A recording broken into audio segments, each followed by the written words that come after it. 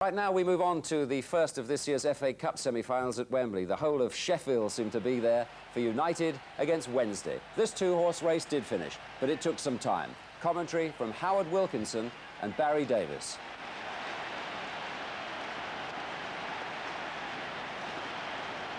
Well, I would doubt if Wembley has ever seen so many balloons. Hundreds of thousands of them. The biggest order in the city by one man was alone for 100,000, and there have been several orders of 10,000 and 5,000. The city evacuated for the day as Sheffield comes to Wembley.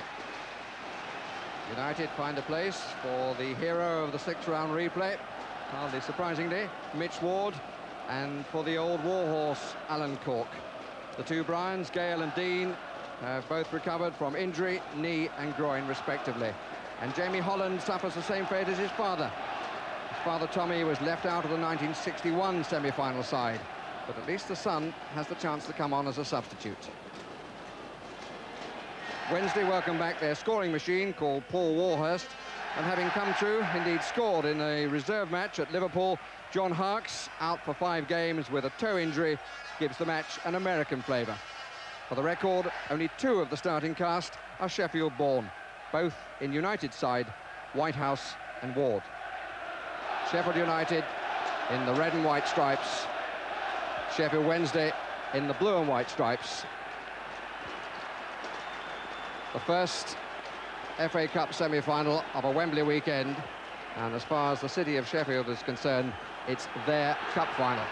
They've even put forward a trophy to be presented later to the winners of this match. Dean's first header, and Carr's, and Carr fouling Carlton Palmer. First free kick to Wednesday.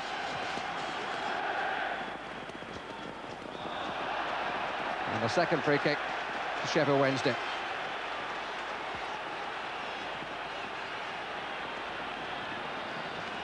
Right, makes his way to the edge of the area, moving up and down, and is followed by Dean everywhere he goes.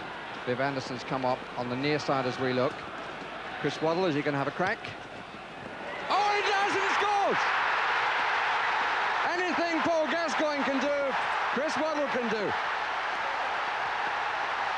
Alan Kelly beaten before he touched the ball. It's happened again in a Wembley semi-final. Clean strike, curling away from the goalkeeper. Sheffield Wednesday had the lead, and we've barely played a minute and a half. Yeah, and Kelly's got to be asking himself questions there. He never had a wall up, and it always looked as though Waddle might have a pop. I think the fact that it was very, very early in the game caught them all by surprise, but what a great goal. Tremendous strike. Chris Waddle is prepared to admit he doesn't score as many goals as he should, but he'll remember that one for a very long time. It's only his 3rd of the season, but what a telling strike.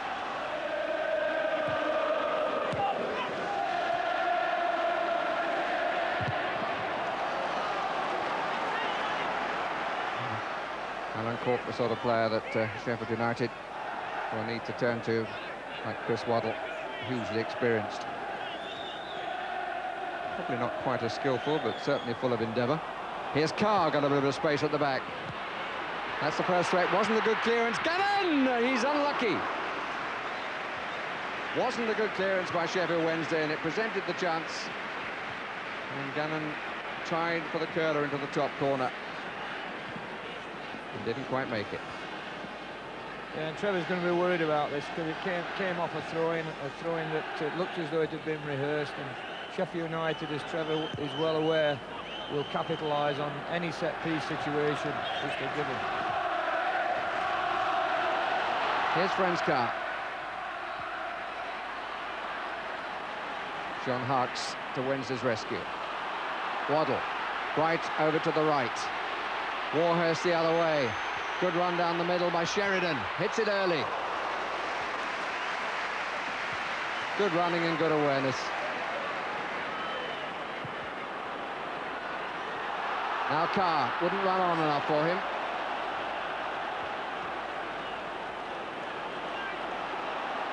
And the linesman on the far side confirms that it's a goal kick. Don't think the man with the beard agrees.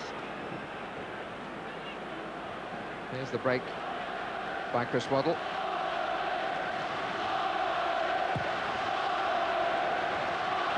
Here he is again. He's getting an awful lot of room.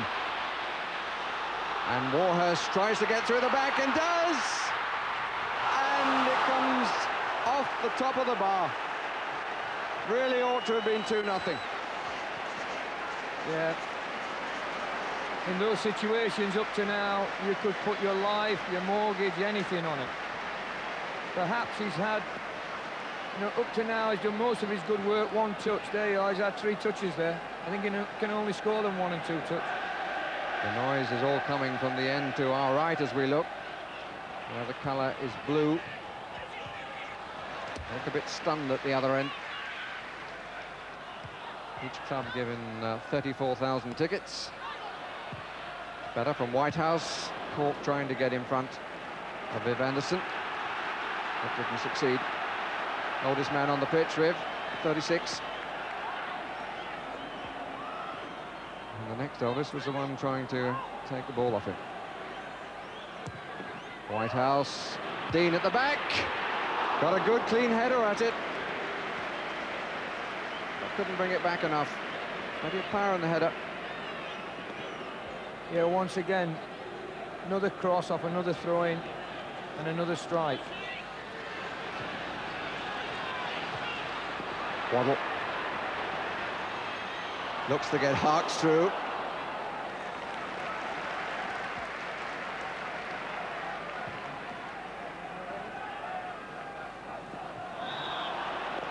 Free kick is against Cork. It's quite a strong physical contest. It usually is when Cork is around, bobbing up and down.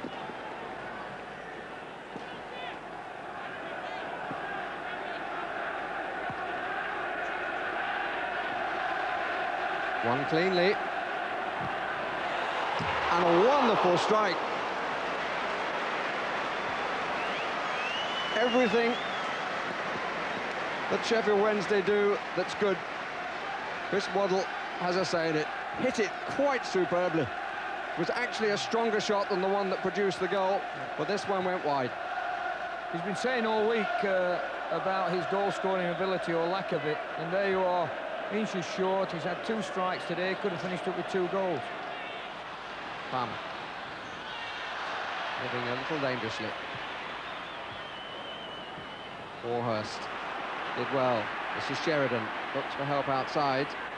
Harks. Worthington in the box. And Waddle. Good save.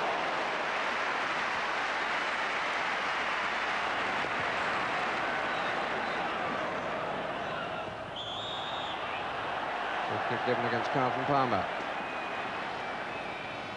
At 1-0, Sheffield Wednesday have to be a little bit cautious here, because if you give Sheffield United enough of these situations, they can get something off them. Good punch by the goalkeeper, Cork, and the goalkeeper was fouled, says the referee. And Woods has stayed down.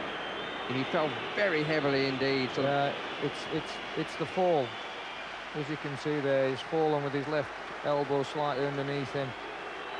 Probably jarred the joint there at the top. Final turn of the neck, and Chris Woods well enough to take the kick himself.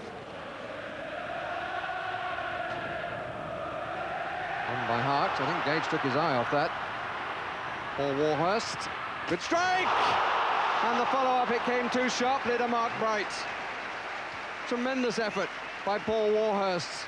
Really rattled the angle of post and crossbar, and it came off the woodwork so hard that Bright didn't have any chance of controlling it. And not really a lot. Pemberton's done everything right, but it's just his pace, and he's on his good side. 1 touch and wallop. And you can see there why he's scored the goals he has already.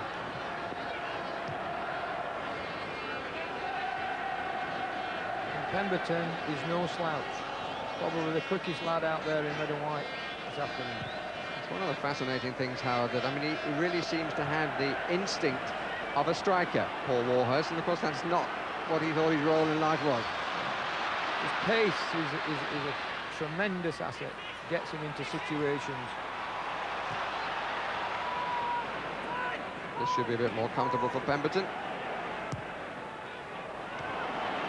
The best of clearances, though. Carr does well.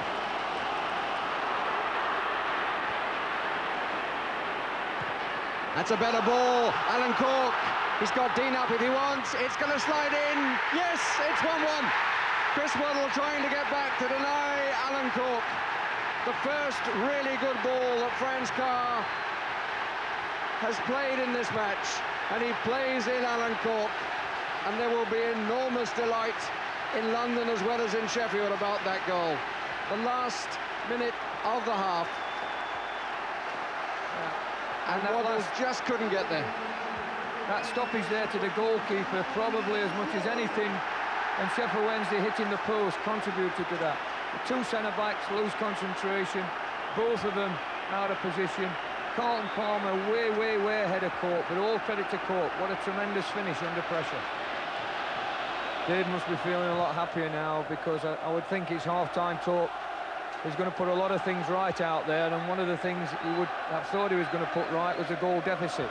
And now they go in and they come out and start the game all equal again. That's the position at half-time. Goals at either end of the first half. Waddles in the second minute of the game. Corks in the 44th. 1-1 at half-time.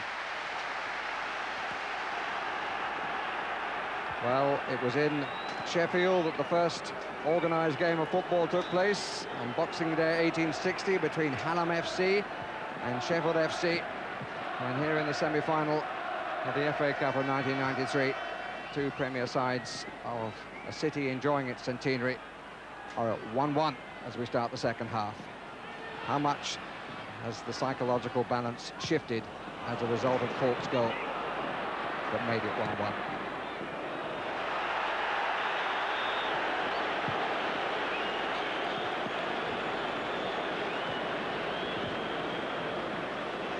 Flag was up on the far side.